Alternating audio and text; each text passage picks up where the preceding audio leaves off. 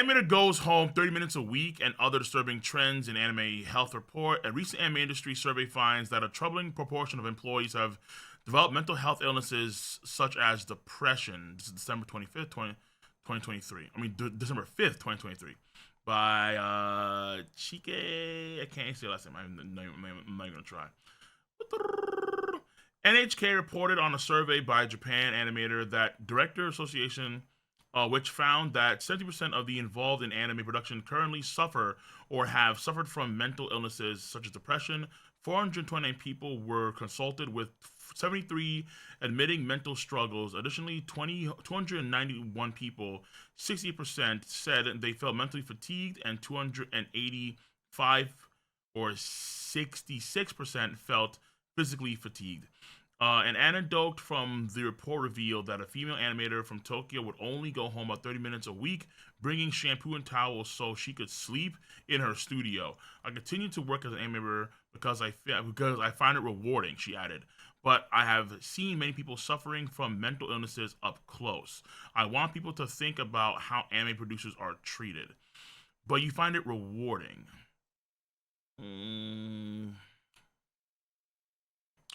Honestly, I'll be with you. Like, at some point, it's up to the individual to say, you know what, fuck this shit, I'm out. If you're gonna still do this shit, I understand you have to put food on the table to eat, but if you're not even going back home to put food on the table, I'm not saying necessarily it's gonna be easy to up and leave, but at the same time, if your mental health is getting deteriorated so much to the point where, you know, so much to the point where you can't even function on a day-to-day basis. If it's gonna be that bad, then bro. The demand for anime continues to rise, with Japan Animator and Director Association revealing that the number of anime titles released this year hit 310. Has been that many? Oh my god! The medium continues to be one of Japan's biggest culture exports, with Netflix anime head Koei Abara revealing that half of its 222 million customer base had watched some anime the year prior. Nevertheless, the same streaming service was slammed by Jujutsu Kaisen Zero's chief animator, Terumi Nishi, for its larger anime budgets not trickling down to the actual workers. I remember hearing that it's not just like the animation, it's not just anime studios.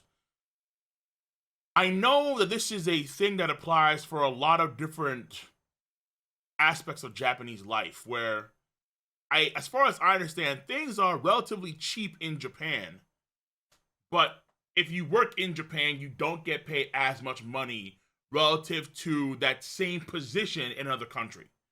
This is how I know. That's how I know why a lot of animators, maybe not a lot, but I know few animators actually left Japan and decided to work in China because they were getting paid more money in China. So, and I know a lot of the stuff is being outsourced too, to other countries, people that work abroad, and so on and so forth. So, the current desire to satisfy demand means that less qualified people continue to be hired in the industry, meaning senior animators like Nishi must do more work to correct mistakes. Nishi continues to be one of the most outspoken voices in the industry, calling for a skill test to stop production companies from diluting the market with rookie animators, and going as far as to say that at this rate, the anime industry will collapse in only a few years. So, because there's a lot of people that are coming in, because the demand is so high, a lot of them aren't skilled enough. And then the theory is, hey, yo, in his opinion, the whole industry of anime in Japan is going to collapse in only a few years. Because the skill tree, the skill talent is looking booty cheeks right now, according to him. I don't know if that's true in the sense of these people, because there's so much demand, rookies are getting hired, and the anime's quality is getting diluted to the point where it's going to be feasible anymore. Wouldn't it be easier? Because the collapse in the industry could also be mitigated if you just put out less content a year. If you put out less content a year, albeit the scene is growing, but if the anime quality is better, then more folks were going to gravitate to that better content anyway. The only reason why I feel like the anime industry needs so many different shows that pump out every year is not because of a Western or growing market outside Japan, but within Japan itself. Because there are so many fucking garbage, trash, worthless fucking anime out there. There are so many anime that have no fucking business being on television or even being worked on. So, in my mind, I'm like, bro, if you were to just cut this shit, you save budget, you save animators that you may need for the projects, or you have that time to turn around with new animators that are coming up to make sure that they're ready for the job in the future. It's called capital? No. It's not a capitalistic thing, I think. I don't think the industry has at least, let me not say the industry as a whole. I don't think a lot of studios are very good at adapting to the demand. I guess, fuck it, you know what? In a general sense, I guess it is capitalism. But when you say it that way, it kind of feels like you're paying in like a negative brush against capitalism. Like, it's not necessarily that. It's like, yeah, but it all requires a few minor tweaks. Shadows want growth, Cole? Is there growth, though? In the sense of more folks are watching anime, but what types of anime are they watching the most?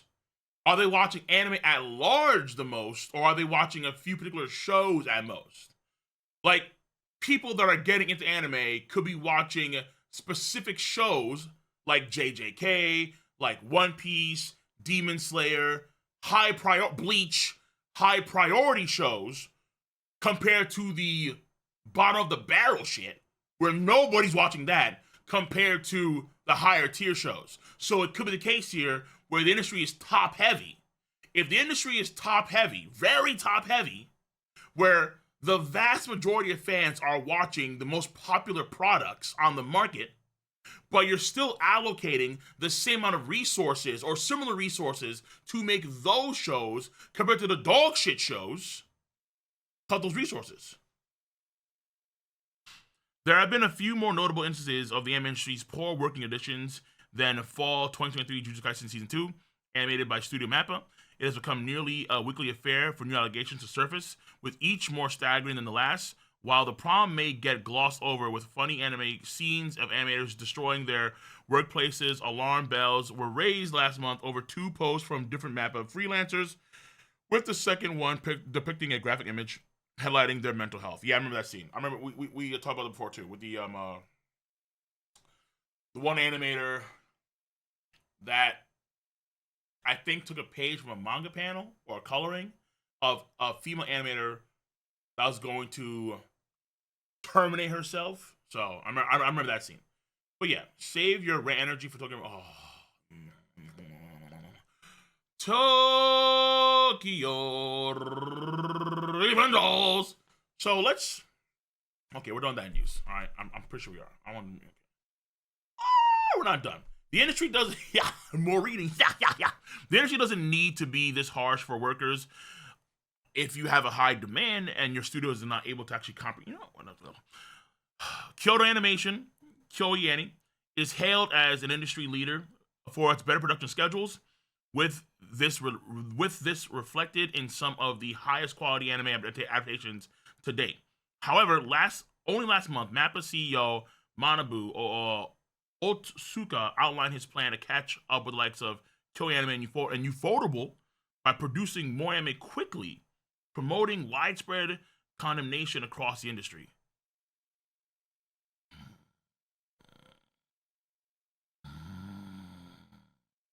Buddy's a workhorse, man. How much is he working? Shit. The mindset appears to be why Jujutsu Kaisen Season 1 director Shogo Park left the company and founded EH Productions, which will be producing an upcoming anime adaptation of Ichiro Oda's Monsters. Chainsaw Man director Ryu Nakamura also seemed to imply last week that he had left Mappa teasing plans for studio free from harassment. Yeah, I remember that too. All right, it's not to play Mappa. I mean, that's not really true. That's not really true. It's not really true, right? People want things faster. That's for damn sure. People want their fix and they want the fix now. In the world of entertainment, because that's what ultimately is. When you think about it from the broad spectrum here, people like studios like Mappa, in many senses, are competing not just within their own pool of anime fans in Japan, but they're competing abroad for anime fans globally, and they're competing for people that want to watch entertainment at large. Because everybody wants to be part of the what? It's a part of the attention economy. Everybody wants to have their eyes glued on something. I don't know what that is. It's a meme. Is it funny? I'm sorry.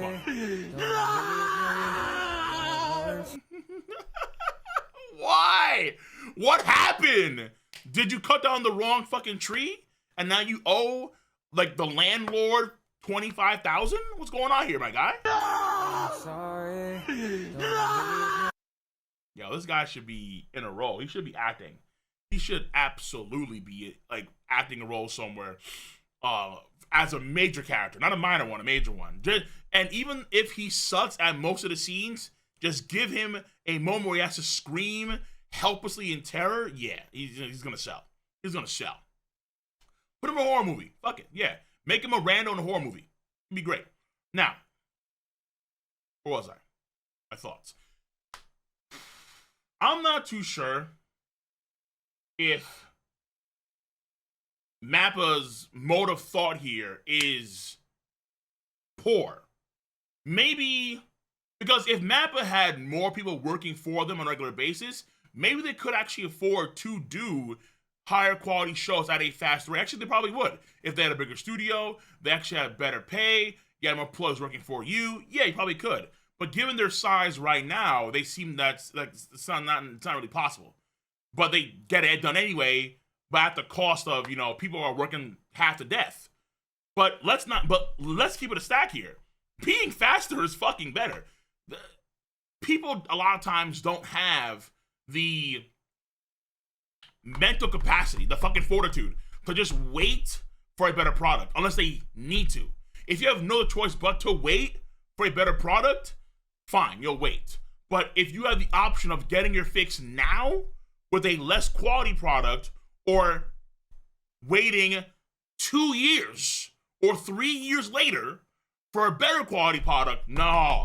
Cats will take it now. Cats will absolutely take it now. 100%. 100%. And the fact that Mappa is able, because I think JJK finished yesterday, right? So the fact that JJK could finish is a sign that this, even though the animators are, you know, because I really thought that the animators were going to just go on strike and we weren't going to see JJK season 2 finish until at some point this year. I mean, some point next year, 2024, like mid 2024. That's what I thought was going to happen. Niggas still came to work.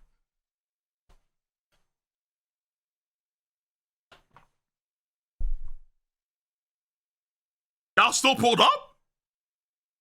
Even though you're being abused?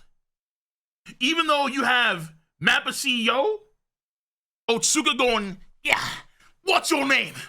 What's your name? Kuta Ken. No, boy. Get in there. How's it again, bro? I mean, if you still pulled up, yeah, I mean, y'all still. I get it. Form the table, have to survive, need more people. I get it. Obviously, it's not easy, but sacrifices have to be made if you want to see substantial change. I ain't saying it's easy, but shit, if you're still pulled up, hold on. Actually, if this is true, or I'm sorry, not true. If this already happened, let me know, but don't link me anything. Has there been any news on JJK season? No, Nani. I was just about to say, wait a second. Hold on. JJK season 3 incoming July. I'm sorry.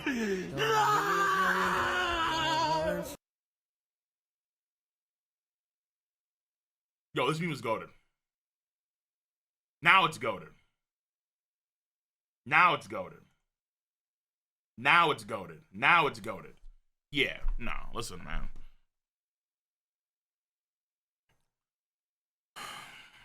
I feel sympathy for the Purdue. I mean, Purdue, for sure, I do. But I can only give so much. At some point, actions are going to speak louder than words. I know, because people are, you know, like, gaming content? Oh. Yeah, no, I get it. But I understand that. I do. Do they, though? I don't know. All right.